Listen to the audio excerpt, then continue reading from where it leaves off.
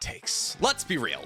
We all have them. Some of us believe that the war arc was the best arc in Naruto. Some of us believe that Sasuke should have died at the end of Shippuden. Some of us believe that Sakura should have ended up with Rock Lee, which actually isn't so much of a hot take and more just the objective truth. But while I sit in this chair every single day and fire off my hot takes at you guys, and you're usually pretty nice about them, I feel as though there's a disconnect here. I get to say all my hot takes, and you guys listen so well, but I never get to sit down and hear your hot takes. I mean, sure, when I meet people on the streets or at cons, I get to hear their hot takes, but that's not enough.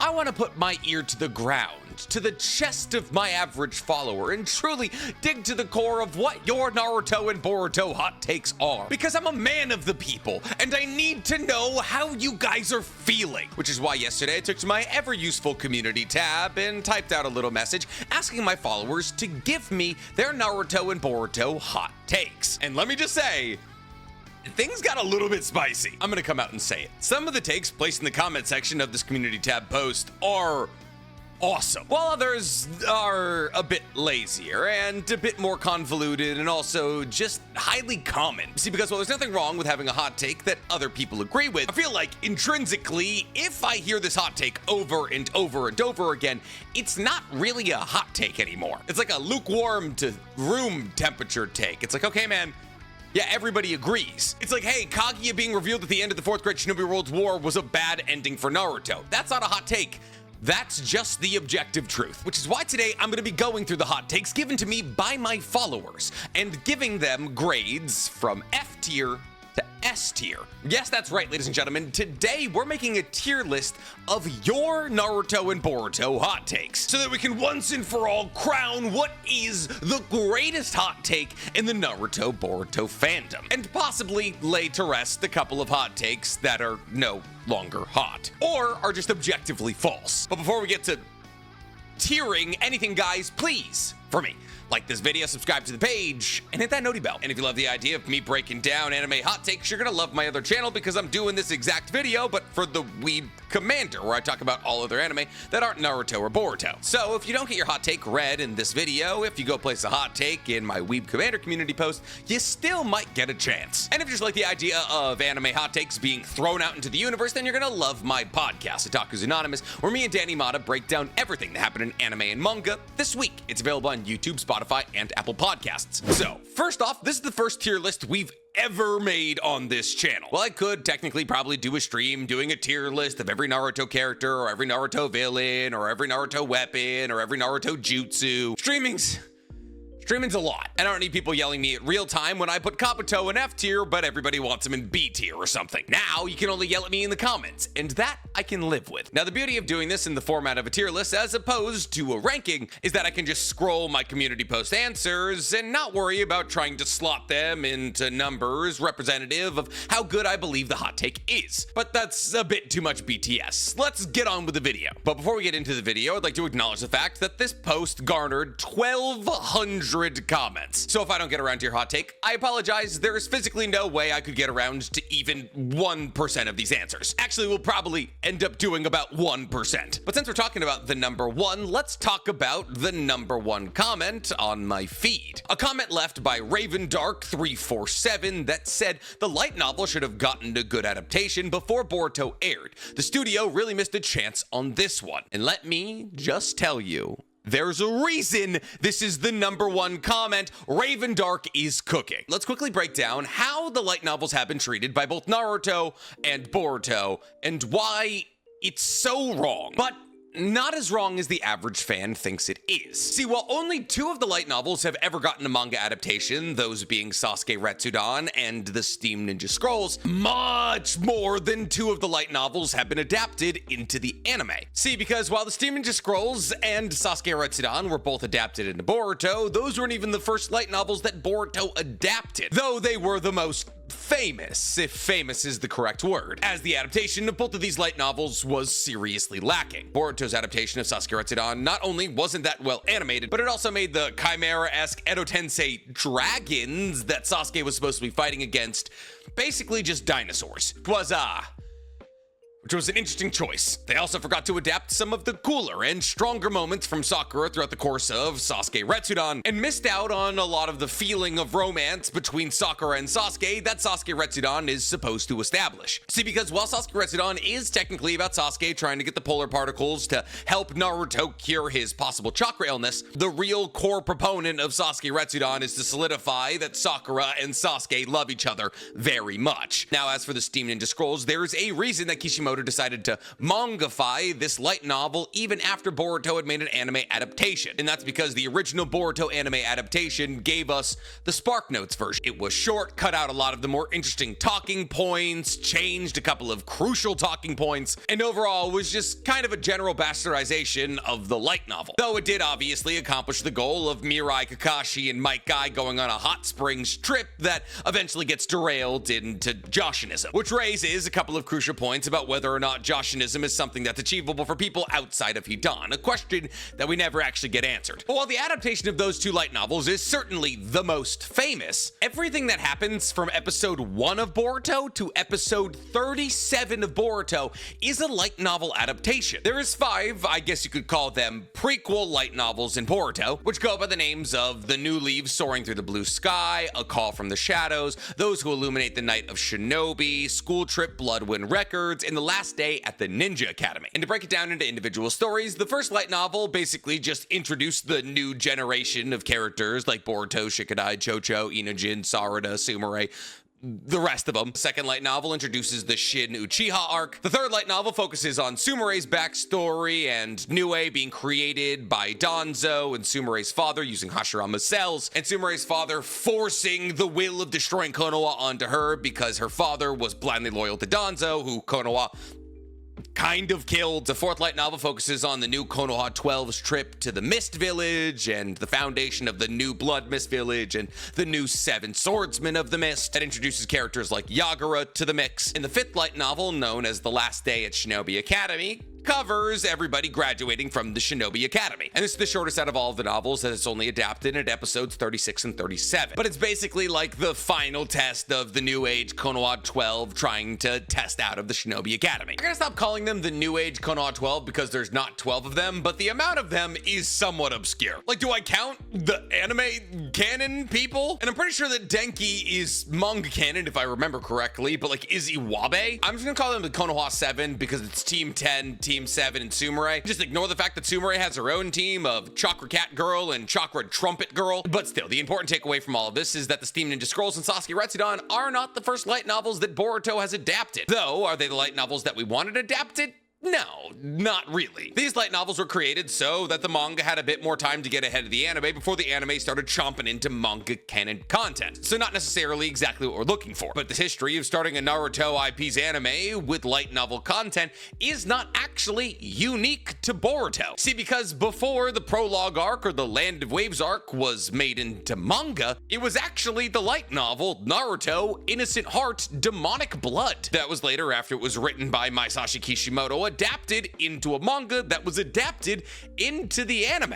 Yeah, the first 4 volumes of Naruto that cover the Land of Waves arc is all a light novel. Well, originally. And Naruto's adaptation of light novels isn't only specific to the anime. See, in fact, the last, Boruto, Naruto the movie, and Blood Prison were all light novels before they were adapted into an anime movie. This is why Blood Prison is universally agreed upon to be the best of the non-canon movies. Actually, this is why Blood Prison exists in an awkward space between is it canon, is it not? Because light novels are canon, but all movies outside of Boruto, Naruto the movie, and The Last are considered non-canon. And while the Boruto movie and The Last are incredible pieces of fiction, they also left out a couple of really important details from their light novel adaptations. As one of the most important plot lines in The Last, at least to somebody like me, was the introduction of the Otsutsuki's autonomous puppets. Puppets that the Otsutsuki could create that would protect an area and operate autonomously. And that Kankuro, after battling against these puppets,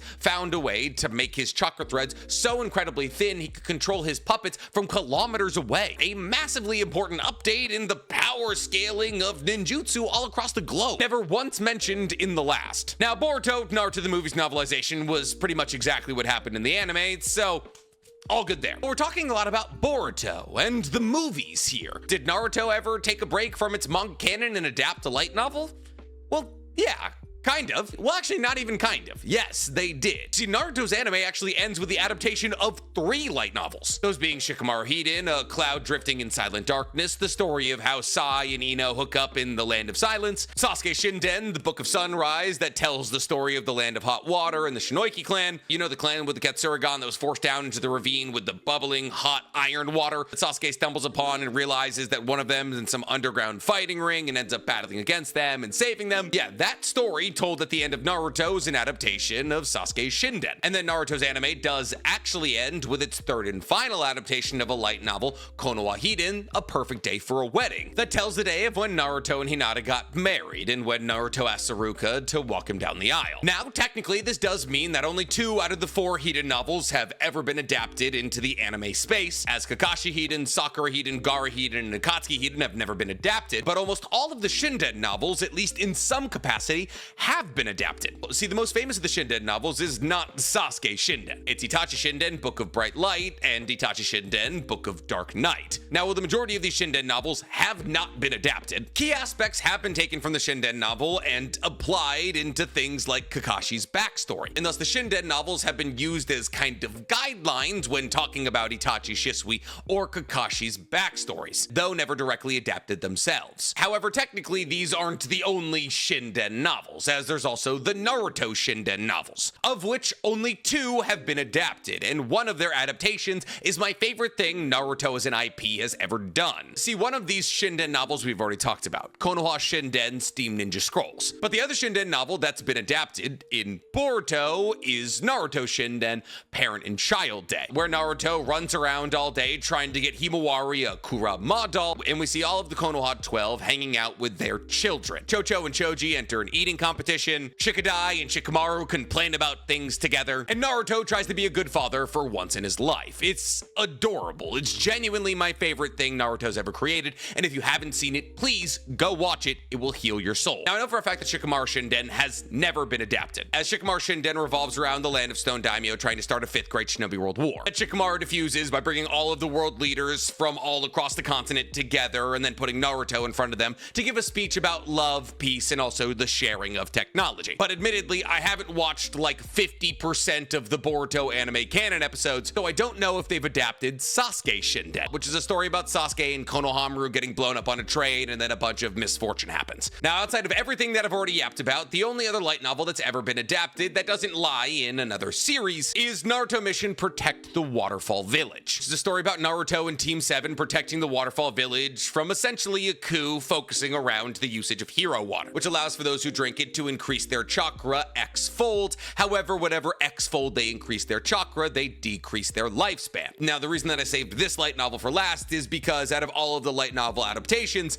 this one's the worst. It's not accurate. The light novel is massively different from the story they tell in the anime, though the general premise of both the light novel and the anime adaptation is similar enough that you go, okay, yeah, they're adapting the light novel. Which means, out of 28 light novels, Naruto, Boruto, and the movies have adapted 16 of the light novels, if you don't include Itachi Shinden, which I don't, which is a lot more than people realize. Now, this is because the light novels that they haven't adapted are the most popular ones. Kakashi Retsudan, Naruto Retsudan, Itachi Shinden, Akatsuki Hiden, Kakashi Hiden, Sakura Hiden, and Gaara Hiden. And if I could go back to the original comment here, they said that we should have gotten a good adaptation of the Naruto light novels before the Boruto anime was released. Now, this would technically limit what light novels we could have been given in that moment. See, technically all 6 of the Hiden light novels happened during the blank period, the 15 or so years between the ending of the 4th Great Shinobi World War and the beginning of Boruto's manga. But so does Sasuke Shinden, and thus we kind of did get a couple of the light novels adapted before the Boruto anime started, as we got Sasuke Shinden, Shikamaru Hiden, and Konoha Hiden. Now, if we're talking before the Boruto anime was to air, fair, this would mean that stories like the second iteration of the Shinden light novels couldn't be adapted because those take place about halfway through part 1 of Boruto. And the same can be said for the Retsudan series, which would mean Sasuke Shinden, Shikamaru Shinden, Kakashi Retsudan, and Naruto Retsudan couldn't be adapted until Boruto had begun. And thus essentially what this comment is asking for is for 4 light novels to be adapted prior to the beginning of Boruto's anime. And honestly, I agree, though I don't think the problem is as pressing as most people realize. I've made it incredibly well known that Akatsuki Hiden is one of my favorite out of all of the light novels. To get a retrospective look into who they were as people and why they joined up with the Akatsuki after the ending of Naruto, but before moving on from the story that they were known for, Shippuden, would have been really cool. On top of this, seeing Gaara Hiden animated and understanding why he doesn't have a wife over in the Hidden Sand, even though he's the most eligible bachelor for thousands of miles, would have also been cool to see, and it would have given us a better look into who Gaara was as a Kazekage. Sakura Hiden tells the story of Sakura and Sasuke finally getting together, something that we got for Naruto and Hinata in the form of the last, and a perfect day for a wedding. So it probably would have been fair to Sasuke and Sakura fans out there who probably outnumber Naruto and Hinata fans. And lastly, Kakashi Hiden shows Kakashi taking the mantle as Hokage 2 years after the 4th Great Shinobi World War, and his creation of Purple Lightning, which would give some important perspective to those who only read the manga or watch the anime as to why Kakashi's hand is now purple and he seemingly is able to use Chidori all over again. It also allows us to see some character growth from the fan base's favorite character who has to get over his reluctance to becoming Hokage by accepting the mantle 2 whole years after it was given to him. But all in all here, we're only really talking about like 32 episodes of anime, which would have been cool, but people were already yelling at Naruto for when they started adapting this filler content before ending the story after the conclusion of the 4th Great Shinobi World War. So while looking retroactively back at this and knowing that we're probably never going to get an anime adaptation of these light novels now, I would tend to agree. In the moment, this isn't what anybody was looking for. So all in all, B tier take. I talked about that one way longer than I anticipated to. In fact, that could fully be its own video. We gotta do a couple more at least. So let's move on to Christian Davis 5362, who says this show set up too many interesting things like clans, weapons, villages, characters, plot lines, etc. that never get realized to a satisfying degree. And I'm afraid this one kind of falls into the categorization of yeah, we know. Something I talked about recently in my Boruto is saving Naruto video is that one of the biggest strengths of Naruto is the depth of its characters and its universe. The Konoha 12 at the beginning of part 1 of Naruto were one of the most diverse and interesting anime groups in history. Every single character that wasn't a woman was uniquely motivated and incredibly cool. And at least one of those women was actually kind of cool. I'm looking at Hinata, not really Sakura or Ino. They don't get interesting until part 2. I lied. Ino never gets interesting. Not saying that's how I wanted it, just speaking on reality. But yes, of course, we would all love a 30-chapter breakdown on how the 7 Swords of the Mist were created and why they were so uniquely powerful. Sure, we all want to know why Kisame is a shark. Absolutely, I want to know why Hashirama decided to split up the tailed beast like he did. And these problems only get worse when you consider the filler. See, if Naruto's manga has a problem of introducing cool characters and abilities that it never fleshes out, then Naruto's filler had an addiction. Naruto's filler introduced things like the Kaguya clan, whose genjutsu was so powerful it was able to create whatever was actually being envisioned in the genjutsu, something that only Kaguya can do. Because of this, every couple of generations in the Kaguya clan, they would give birth to somebody who could just vanish things off the map by envisioning them in a genjutsu, which is just creation of all things, but applied out to a universal scale. And not to mention the filler also introduced things like Fury, a technique that allowed for 4 people by releasing their chakra simultaneously to decimate a village-sized area with relative ease. And don't even get me started on characters like Yota, a character that was able to manipulate the weather, something that only the 10 Tails and Shibai have ever been confirmed to be able to do, obviously outside of Kirin, and was also just Naruto's first friend, kind of flying in the face of the idea that he was lonely as a child. And don't even get me started on the smaller villages bordering Konoha, like the Land of Grass, or the Land of Hot Water, or the Land of Iron, where a bunch of samurai apparently live, and nobody talks about it. There was obviously more things that Kishimoto could have fleshed out, and probably wanted to, but his editors needed him to finish the story in 700 chapters, so he couldn't. It's not a hot take. Everybody agrees.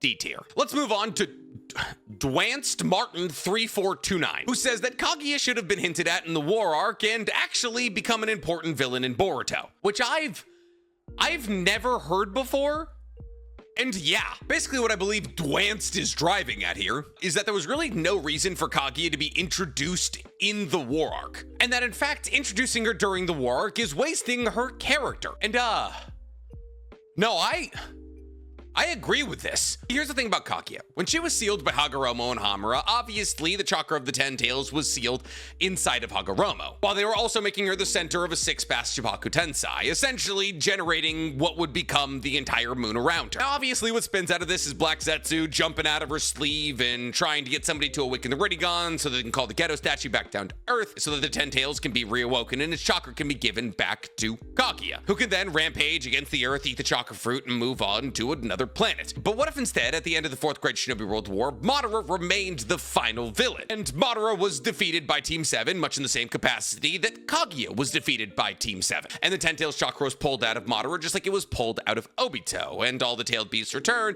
Naruto and Sasuke have their big old scuffle, and Black Zetsu is probably taken care of. Let's say taken care of. Black Zetsu is exorcised, but the damage that Black Zetsu has done by allowing Madara to open Infinite Tsukiyomi is irreparable. That is to say that Madara is defeated, Black Zetsu is defeated, Sasuke comes back into the fold, but as Naruto is ending, we see the moon begin to crack. Slightly akin to how in Attack on Titan, when the wall cracks, we see the Titans in the walls. And thus Naruto ends with a cliffhanger of something incredibly powerful emerging from the moon, which obviously the entirety of the Fourth Great Shinobi World War has revolved around because Madara was trying to reflect his Rinne Sharingan off the moon in the first place. And thus Kaguya could be introduced down the line in Boruto as possibly Shibai, right? Because think about it conceptually here. While Shibai is technically an Otsutsuki who ate so many chakra fruit, he ascended into his own dimension as a god, Kaguya is also kind of the god of Earth. She's the reason humans have chakra. She created ninjadom as we know it, and she's the progenitor of some of the most predominant bloodlines in history. I get the idea of introducing her as this all-knowing, all-powerful god Naruto, then the realization in Boruto that she was actually low in the ranks of Otsutskis sets the stage for increased scale, but the motivation of Shibai coming back to Earth to destroy it is just less than that of Kaguya, and thus Kaguya is an overall more compelling character. This is S tier. This is an S tier hot take. I hadn't even thought of this. This is incredible. Let's move on to our fourth hot take, which is from Taina de Souza.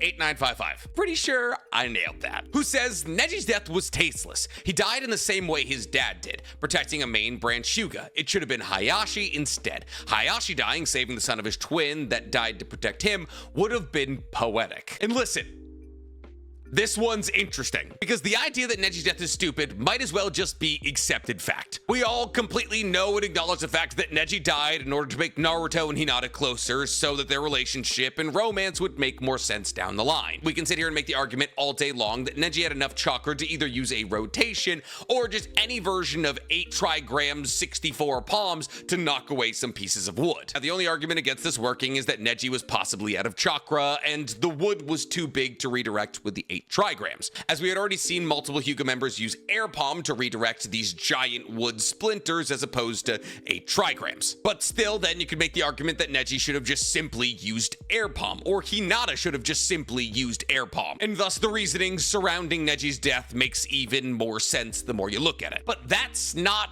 the hot take, we all agree. But the second half of this comment, I haven't necessarily heard before, and I quite enjoy. You see, because I never really considered the fact that Neji did in fact die the exact same way as his father, Hizashi, by putting his life on the line not only for a main branch member of the Hyuga, but the leader of the Hyuga, as Hinata would go on to become the princess of the Hyuga and take over the mantle of head of the Hyuga clan. Now, obviously, at this point in time, Hinata wasn't the head of the main branch, but she was still main branch royalty. And Neji and hers relationship was very similar to that of Hayashi and Hizashi. So while technically Neji jumping in front of Hinata is meant to show that he's accepted his fate and he's taking his own life into his hands to protect the people he loves, that is kind of exactly what his father does. And it's also what made Neji jaded as a child. So while there is kind of a beauty in Neji understanding what it is to love your family and put your life on the line for them in this final moment, and thus in this final moment, Neji is no longer resenting the main branch family or his father's death,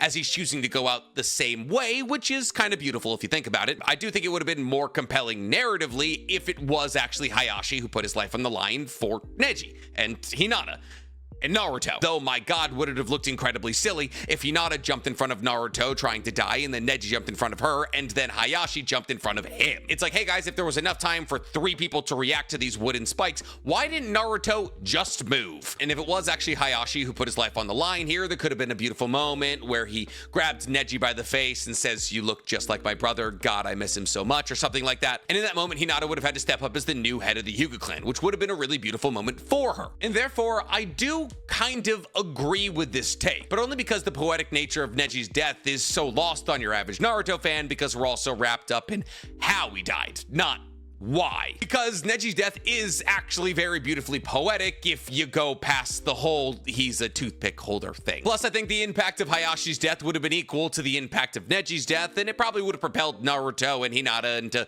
smushing eventually anyways. So I'm gonna put this one low B tier, lower than the light novels take. Now with that sorted, let's move on to our next take, which is given to us by Lubbers825. There we go, that's a name I can say. And this one is short and sweet.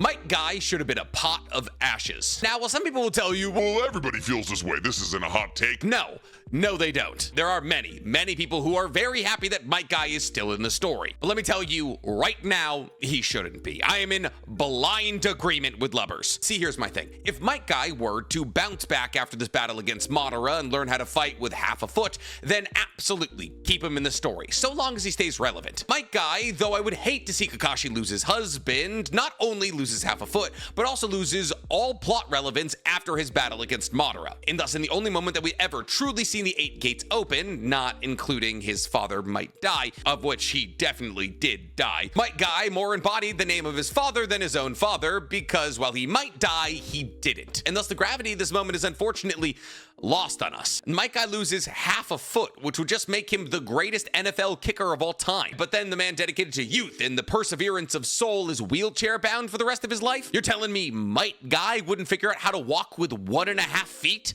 In the 7th gate, he can walk on air. See, while it's not dumb to me that Might Guy survived, everyone loves Might Guy, who wants to see him die, and it's also a moment for Naruto to show his Ninja Jesus Sun Seal ability so that it can be explained how he's able to save Obito later on. And that's literally the only reason they did it, so that Naruto can save Obito later on, and everyone's like, oh, okay, I guess he can do that. But for Might Guy to continue on in Naruto in the capacity that he's continued on makes me believe he should have died. And I'm not saying that, like, oh, he's handicapped, kill him, that would be awful. So, how's that leg doing? Great, never better. Good. Why don't you try putting some weight on it?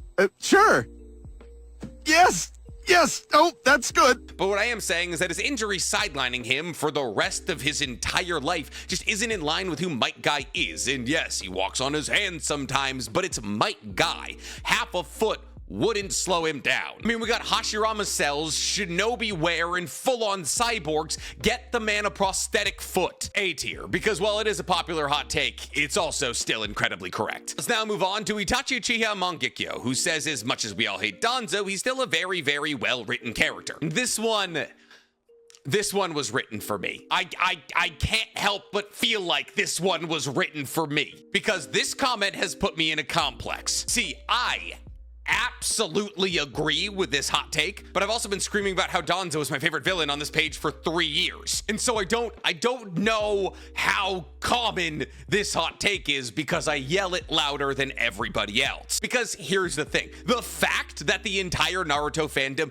hates Danzo proves that he's well written. Oh, who's your least favorite character in Naruto? It's Danzo? Good. It should be. He's a villain. He's supposed to represent government and how it corrupts absolutely with only their interests in mind. Naruto as Hokage is supposed to act as a juxtaposition to this, as Naruto frequently acts with the best interests of everybody in mind. But Danzo's perpetual self-interest in only Konoha created the Akatsuki, led to an entire village hating a baby, led to the foundation of thousands of childhood assassins, and also led to the foundation of Nue, who went on to attack the village. On top of this, Danzo also single-handedly basically orchestrated the Uchiha massacre. Everything Danzo ever did in the self-interest and preservation of Konoha led to it being undermined. And this has led to a lot of people hating Danzo Danzo as a character, but that's what you're supposed to do with villains. And while sure, Danzo in his final moments has a little moment where he's like, oh, I never caught up to you, Hiruzen, they never try to make him a broken hero. Yes, is he doing what he believes to be correct? Yeah,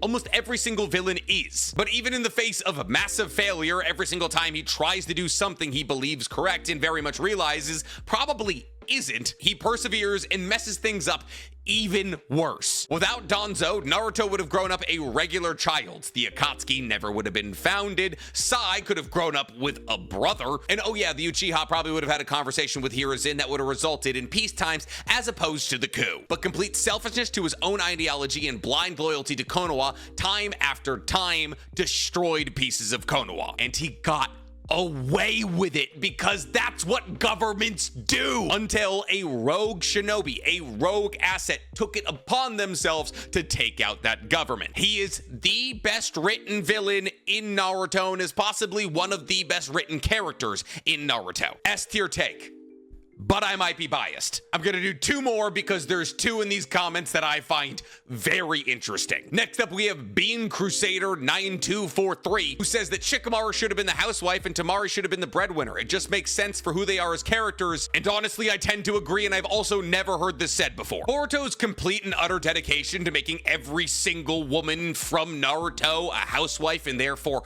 no longer a shinobi is baffling. The only women who break out of the housewife mold are Ino and Sakura, and neither of them are even shinobi anymore. Sakura just runs the hospital and Ino runs the sensory core, but at least they leave the house. Hinata and Temari, two of the most powerful shinobi on Earth, just become housewives one day. Which, like, listen, I get it. They had a child. Somebody has to raise the child. And in the case of Hinata, her being the housewife makes sense. I'm sorry, her husband is Naruto. He's the strongest guy on Earth. He shouldn't be making PB&Js. Now, do I think women have the ability to be a mother and something else simultaneously? Yeah. My mom did it, but is that the way that things go in Naruto and Boruto? No. Now, technically, the argument behind this is that the thing that they would be on top of a mother is an active soldier in a very dangerous world, and nobody wants to orphan their children, which is fair, I guess. But within the context of Temari and Shikamaru, it's very much been established from the jump that they are just about equal in terms of power. Shikamaru's smarter, obviously, but Temari's no slouch when it comes to intelligence, and her sheer offensive firepower completely blows Shikamaru's out of the water. On top of that, Shikamaru hates doing things, but he's kind of needed. See, with the death of Shukaku, Shikamaru's father, Konoha needed somebody to be a strategist. And actually, not just Konoha, the entire world needed somebody to be a strategist. See, because after the conclusion of the Fourth Great Shinobi World War, the Shinobi Alliance becomes the Shinobi Union, which is a 5-country agreement to not do war. It's essentially the UN. And Shikamaru, straight out the jump, is assigned as the head of it, which then obviously leads to Shikamaru becoming the assistant to the Hokage for Kakashi, kind of, and then the assistant to the Hokage full-time for Naruto. And with some of the more recent reveals in Boruto revealing to us that the Naru clan are either doctors or politicians usually, Shikamaru becoming a politician kind of makes sense and is in line with not only his clan's ideologies, but also his possible trajectory. Now, am I saying that Temari should not be a shinobi? No. Her kit is one of my favorites in the entirety of Naruto. I love her summoning. But is the intrinsic value that Shikamaru brings as a politician to Konoha greater than what Temari would bring as a shinobi? Maybe. But is it technically more in line with both of their characters for Temari to be the one out and about mucking things up with her wind while Shikamaru stays back with the kids and makes lazy dad meals? Kind of. And that's why I love the feminist energy behind this and the fact that it takes character analysis into the equation. I'm gonna have to give this one a C tier. Just on account of the fact that if they switched roles, it'd probably be worse for Konoha as a whole. As it currently stands in Boruto right now, Shikamaru was one of the 3 people who have figured out that omnipotence wiped everybody's memories and made Boruto a bad guy when he's not. Which, while I love Temari, isn't probably something that she would have come to the conclusion of. Which brings us to our last hot take, brought to us by Mihalos4876, who says Izanagi and Izanami are actually pretty good parts of the story and are not only made for plot armor. And Mihalos, My God, do I disagree. But I will give you props because I don't know if I've ever heard anybody trying to defend Izanami and Izanagi before. See, here's the thing. The introduction of Izanagi and Izanami does bring up some interesting talking points late in Shippuden. It makes Danzo's fight more interesting, it makes the battle against Kabuto more interesting, but it also introduces so many problems into Naruto's story. See, technically Izanagi was introduced first, and I believe the introduction of Izanami made Izanagi a more compelling ability, as it was explained that when Izanagi was figured out, people would continually use Izanagi to battle back against their fate, which is why Izanami was introduced. And thus the idea that the Sharingan was too sacred to waste was introduced, and that's why Izanami exists. Now, this makes sense. If I was introduced to an ability that made me go blind in one eye but allowed me to not die, I'd probably use it. And the counter also makes sense, as the Uchiha clan view their Sharingan as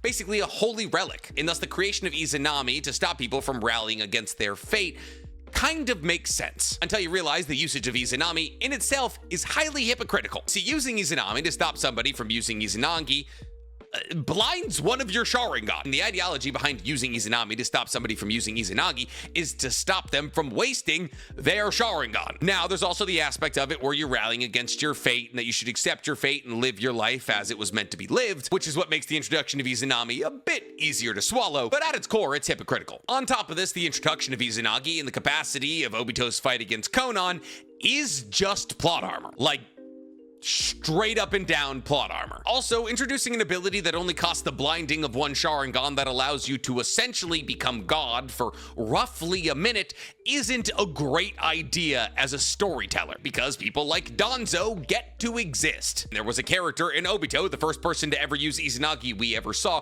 who had a cave full of eyes he could use for Izanagi, and we don't know if that cave got destroyed. So no, it's never a good idea to introduce a plot device that could possibly be used endlessly to make somebody a god, because now anytime a problem arises, the entire fan base is just gonna go, why aren't we Izanagi or Izanamiing this away? So this one is F tier. With that, that's all the hot takes that I got time for, ladies and gentlemen. Thank you so much for giving me your super hot flames, and I hope you enjoyed me, I guess, kind of ranking them in this tier list. And if you guys did enjoy this video, tell me down in the comments below, and maybe we'll possibly make a part 2 to this. And while you guys are down there, please, for me, like this video, subscribe to the page, and hit that noti bell. Now, if you'll excuse me, I have to go film this exact same video for the Weeb Commander.